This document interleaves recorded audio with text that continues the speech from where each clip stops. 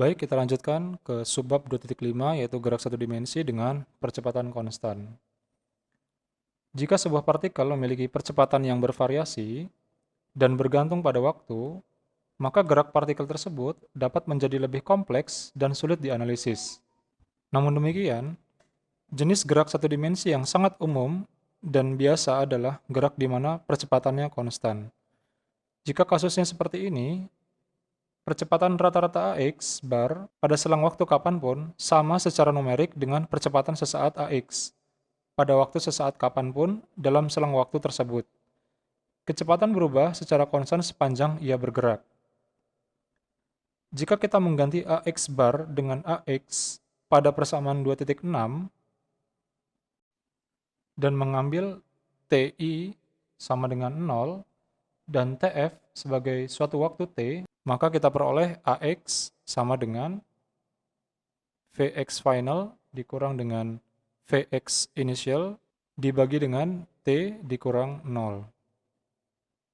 Atau dari sini kita dapatkan Vx final dikurang Vx initial sama dengan AX dikali dengan T. Atau Vx final sama dengan Vx initial ditambah AX dikali T. Dan ini adalah persamaan 2.9.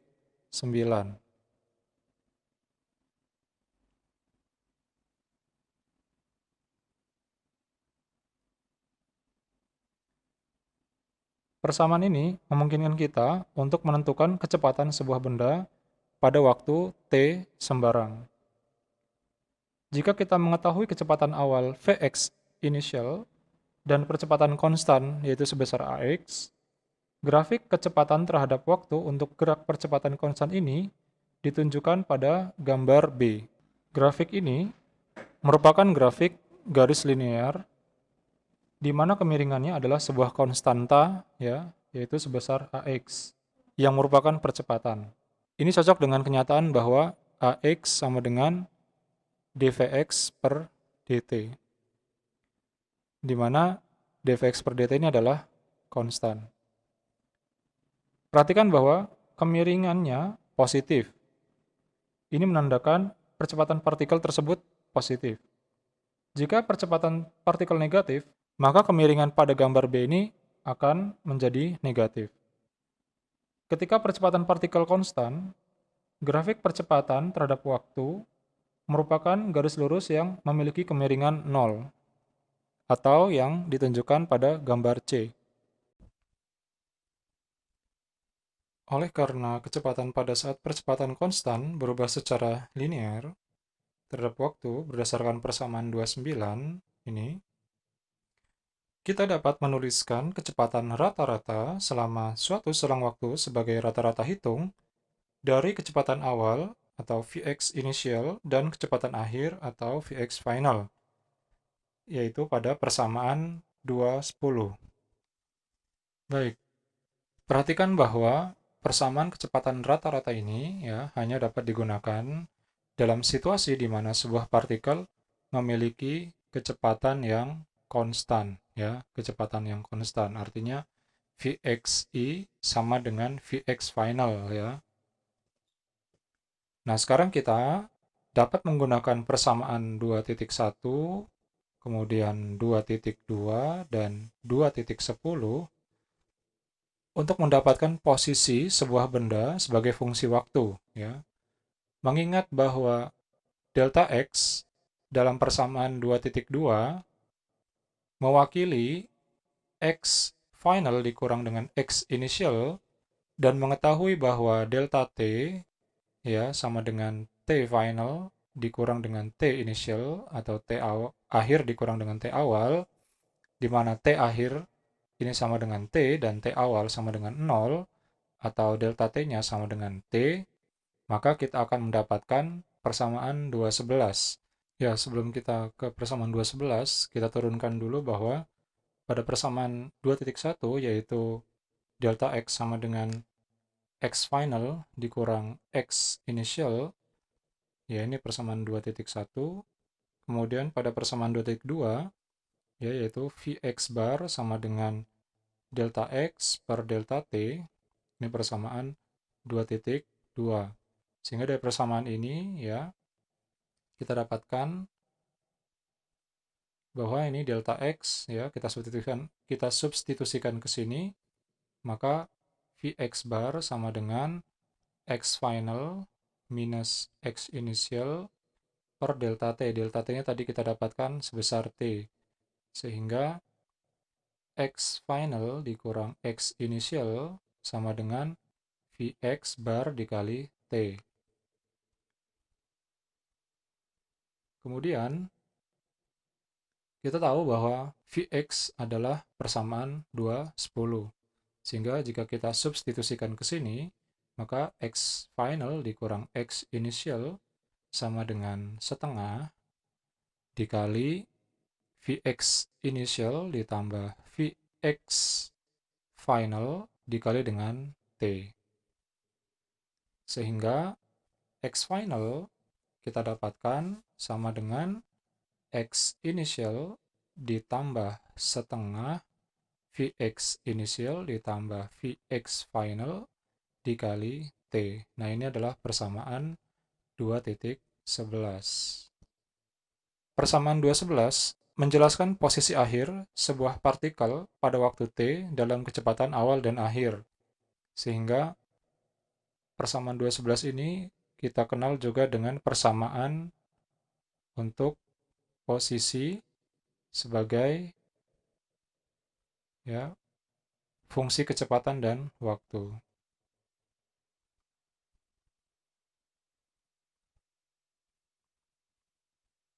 Kita dapat menghasilkan persamaan lainnya untuk posisi sebuah partikel yang bergerak dengan percepatan konstan dengan cara mensubstitusikan persamaan 29 yang di atas tadi ya ke dalam persamaan 2.11. Di mana persamaan 2.9 tadi adalah Vx final ya sama dengan Vx initial ditambah AX T. Kemudian kita substitusikan Vx final ke dalam persamaan 2.11. Sehingga kita dapatkan persamaan X final sama dengan X initial ditambah setengah dalam kurung Vx initial ditambah dalam kurung lagi Vx initial ditambah AX atau percepatan di arah X dikali dengan T, kemudian kita tutup lagi dikali dengan T. Kemudian kita eksekusi yang di dalam kurung X initial ditambah setengah ya. Ini Vxi ditambah Vxi. Kita buka kurungnya ya menjadi 2 Vx initial kemudian ditambah ini dikali T ya, berarti ini 2 Vxi dikali T, kemudian ini T-nya kita kalikan ke sini lagi menjadi plus AXT kuadrat. Kemudian setengahnya kita masukkan ke dalam kurung, sehingga persamaannya menjadi X final sama dengan X initial ditambah setengah kali 2 Vxi menjadi Vxi kali T plus ini setengahnya masuk menjadi setengah AXT kuadrat. Nah, ini adalah persamaan 2.12.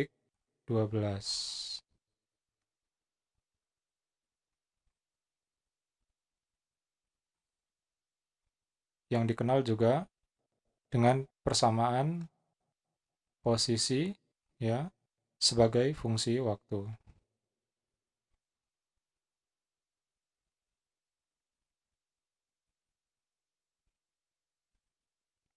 Persamaan 2.12 ini menjelaskan posisi akhir sebuah partikel pada waktu T dalam kecepatan awal dan akhir. Ya.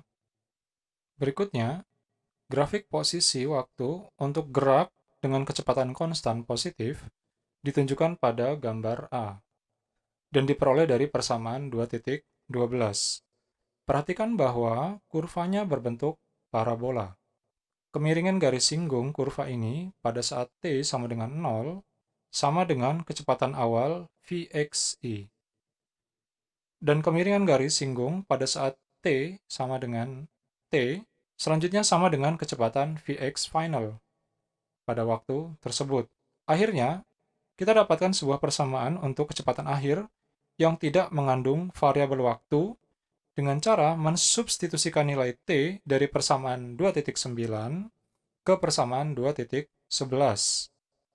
Di mana persamaan 29 tadi saya tulis ulang, yaitu Vx final sama dengan Vxi ditambah AXT, ya ini persamaan 29, dan persamaan 211 tadi kita dapatkan X final sama dengan Xi ditambah setengah Vx initial ditambah Vx final dikali dengan T.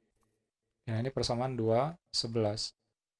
Dari persamaan 2.9, kita dapatkan T sama dengan Vx final dikurang Vx initial dibagi dengan AX. Sehingga jika T ini kita substitusikan ke persamaan 2.11, maka akan menjadi X final sama dengan Xi ditambah setengah Vx initial ditambah Vx final dikali dengan Vx final dikurang Vx initial dibagi dengan AX. Baik, kemudian X final dikurang Xi, kita taruh ke sebelah kiri dulu, X initialnya menjadi di sini Vxi dikali dengan Vxf, ya kita faktorisasi saja, Vxi, Vxf, kemudian dikurang Vxi, Vxi, sehingga minus Vxi kuadrat.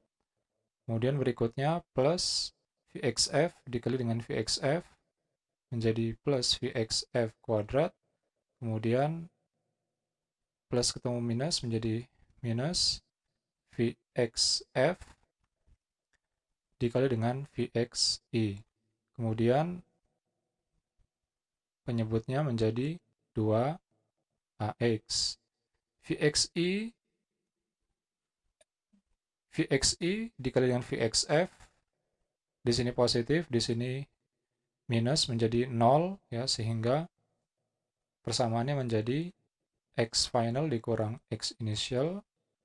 Ini Vx final positif ya, kuadrat dikurang Vx initial kuadrat per 2AX.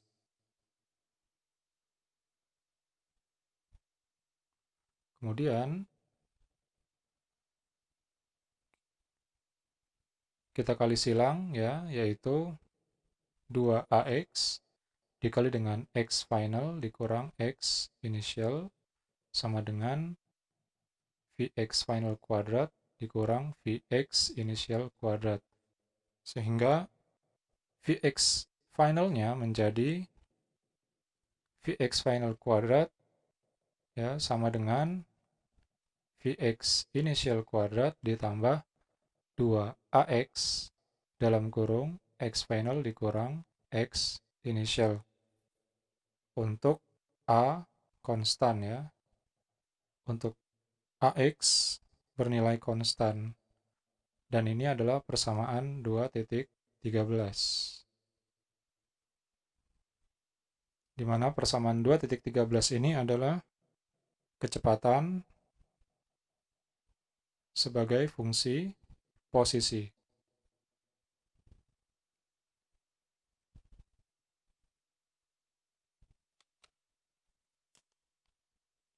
Persamaan 2.13 adalah persamaan kecepatan akhir sebuah partikel yang mengandung percepatan dan perpindahan partikelnya.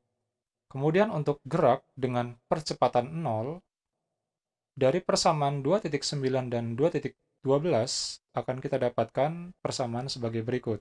Untuk persamaan 29, yaitu kita tuliskan ulang Vx final sama dengan Vx initial ditambah AX dikali T. Ketika AX atau percepatan yang sama dengan 0, maka akan berlaku Vx final sama dengan Vx initialnya. Dan untuk persamaan 2.12, yaitu X final sama dengan X initial ditambah Vx initial dikali T ditambah setengah AX T kuadrat, maka jika kita substitusikan AX sama dengan 0, maka persamaannya menjadi X final sama dengan X initial ditambah Vx initial dikali T. Nah, ini adalah ya persamaan yang berlaku ketika AX sama dengan 0. Ketika percepatan partikel adalah 0, maka kecepatan partikel akan konstan dan posisi partikel berubah-ubah secara linear bergantung pada waktu. Ya. Ini artinya kecepatan akhir sama dengan kecepatan awal, dan posisinya, saya ulang, ya, berubah-ubah secara linear bergantung pada waktu. Berikutnya, persamaan 2.9 sampai dengan persamaan 2.13 adalah persamaan kinematika yang dapat digunakan untuk memecahkan persoalan yang melibatkan gerak satu dimensi dengan percepatan konstan. Ingat baik-baik bahwa hubungan ini diturunkan dari definisi kecepatan dan percepatan, juga dengan manipulasi aljabar, dan syarat bahwa percepatannya adalah konstan. 4 persamaan kinematika yang paling sering digunakan dapat dilihat dalam tabel berikut. Menggunakan persamaan yang sesuai dengan situasi tertentu, bergantung pada apa yang telah Anda ketahui sebelumnya, sesekali diperlukan dua persamaan untuk dapat menyelesaikan dua variabel yang tidak diketahui. Sebagai contoh, misalkan, percepatan awal sebuah benda adalah Vx initial dan percepatannya adalah AX. Maka Anda dapat memperoleh kecepatan pada waktu T menggunakan persamaan Vx final sama dengan Vx initial plus AX T. Dan posisi pada waktu T menggunakan persamaan 2. Anda harus dapat menyadari bahwa besaran yang berubah selama geraknya berlangsung adalah posisi, kecepatan, dan waktu. Anda akan mendapatkan pengalaman yang berharga dalam menggunakan persamaan ini dengan cara menyelesaikan beberapa soal dan latihan. Semakin lama, Anda akan semakin tahu bahwa ada lebih dari satu cara untuk mendapatkan sebuah penyelesaian. Ingatlah baik-baik bahwa persamaan kinematika ini tidak dapat digunakan bila percepatannya berubah bergantung pada waktu. Persamaan ini, ingat, hanya dapat digunakan bila percepatannya konstan. Baik, berikutnya adalah contoh soal.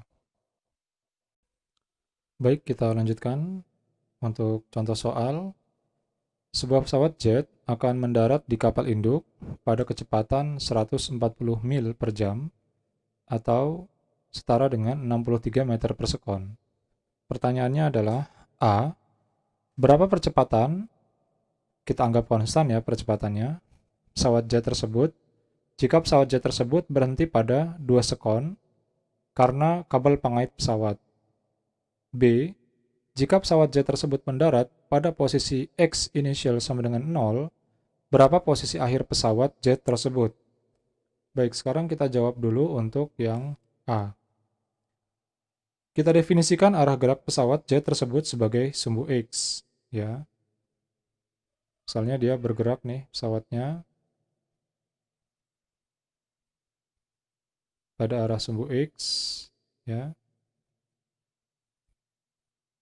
Pembacaan soal tersebut secara cermat akan mengungkapkan bahwa selain pesawat jet tersebut memiliki kelajuan awal atau Vxi sama dengan 63 meter per sekon, kelajuan akhirnya juga 0, ya, karena dia berhenti. Berarti Vx finalnya sama dengan 0 meter per sekon.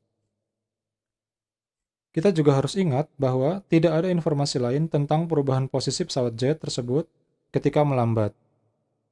Persamaan 2.9 adalah satu-satunya persamaan dalam tabel yang mengandung variabel posisi, ya, tabel yang terakhir tadi kita bahas, dan dapat kita gunakan untuk mencari percepatan pesawat jet tersebut yang dimodelkan sebagai berikut, yaitu jawabannya AX sama dengan Vx final dikurang dengan Vx initial dibagi dengan T, di mana Vx finalnya yaitu dia pada posisi berhenti 0 ya, dikurang 63 dibagi 2 detik.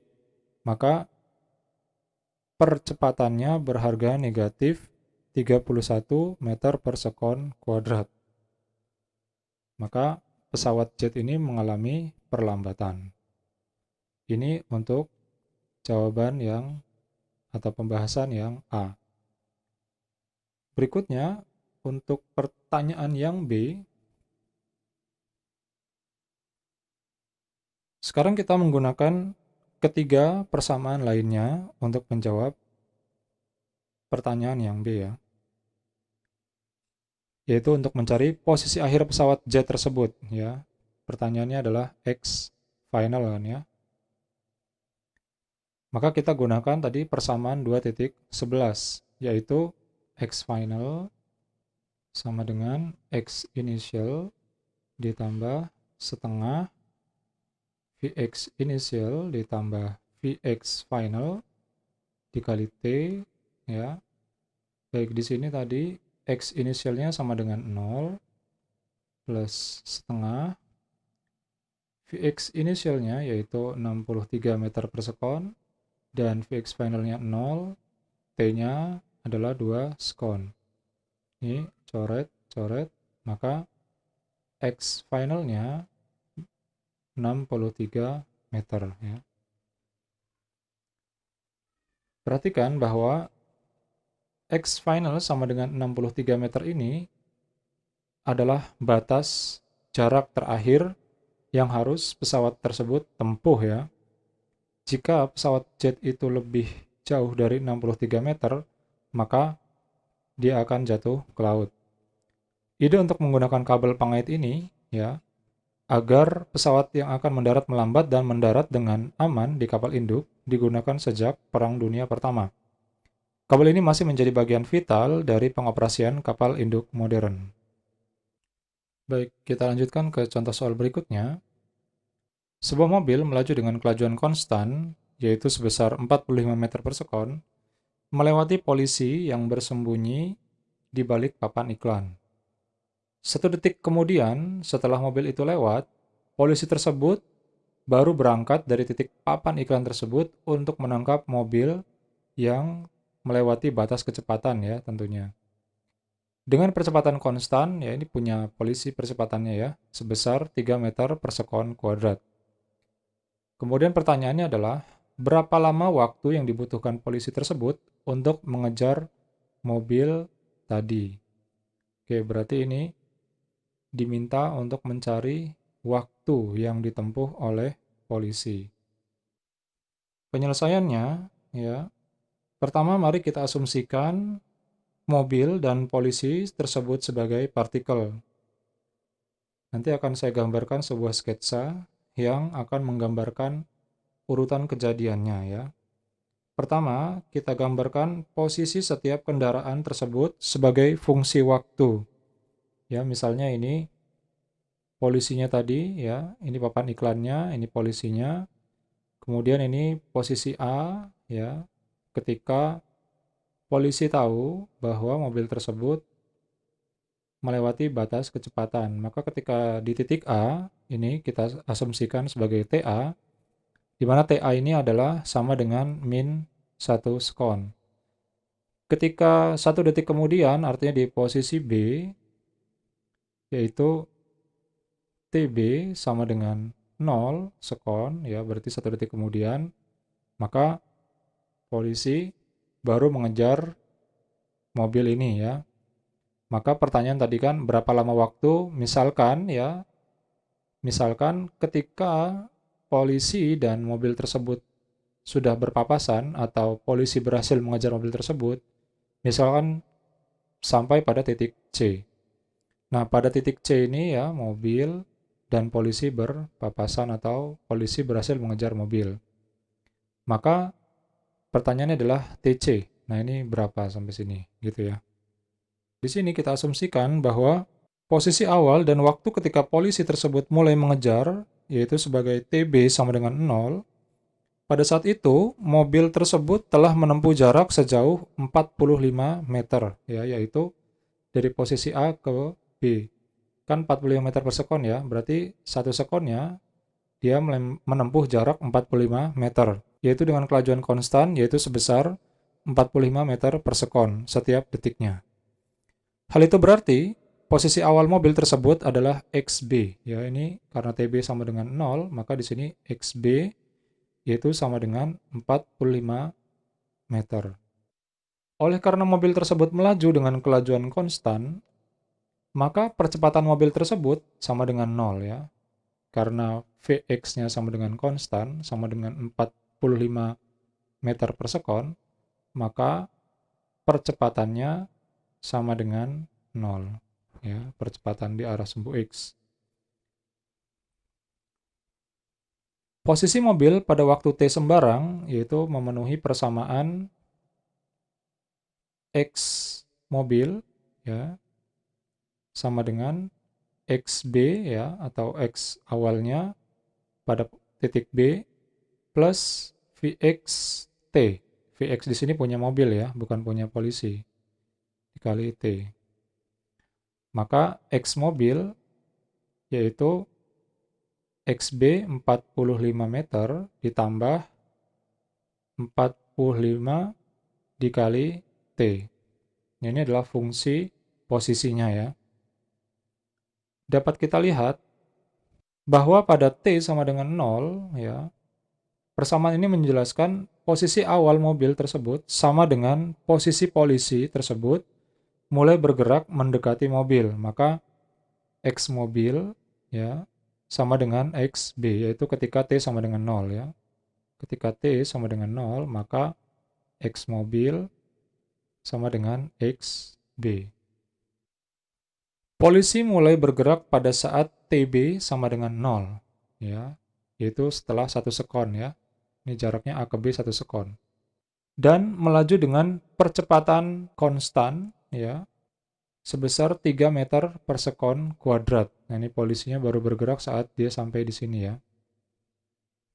Saya tulis di sini bahwa AX yaitu AX polisi itu adalah sama dengan 3 meter per sekon kuadrat.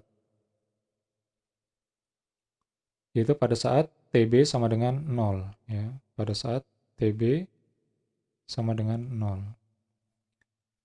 Oleh karena itu, posisi polisi tersebut saat waktu T sembarang bisa didapat dari persamaan 2.12, yaitu X final sama dengan X initial ditambah Vx initial dikali T plus setengah AXT kuadrat, di mana X final di sini adalah X polisi, ya. Sama dengan X awalnya 0, ya, di sini kita katakan 0, X polisinya, plus Vx initial, ya, kecepatan awal polisi 0, ya. T-nya di sini kita tulis saja T, ditambah setengah, A-nya adalah 3, dikali T kuadrat. Maka X polisinya sama dengan 3/2 T kuadrat.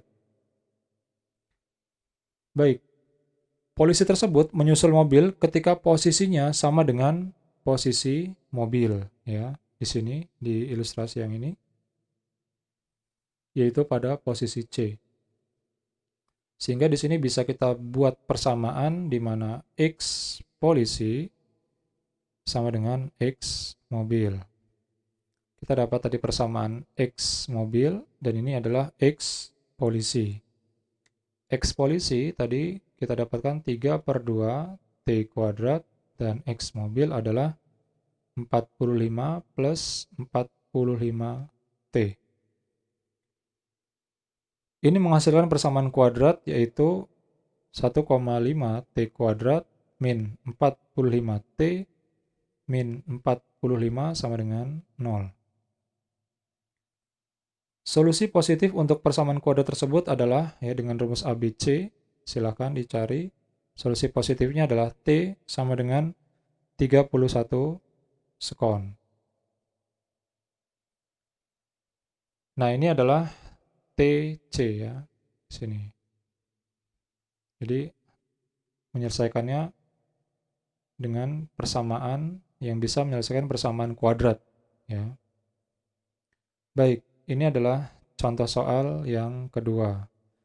Setelah ini kita akan lanjut ke subbab 2.6 yaitu benda jatuh bebas. Demikian.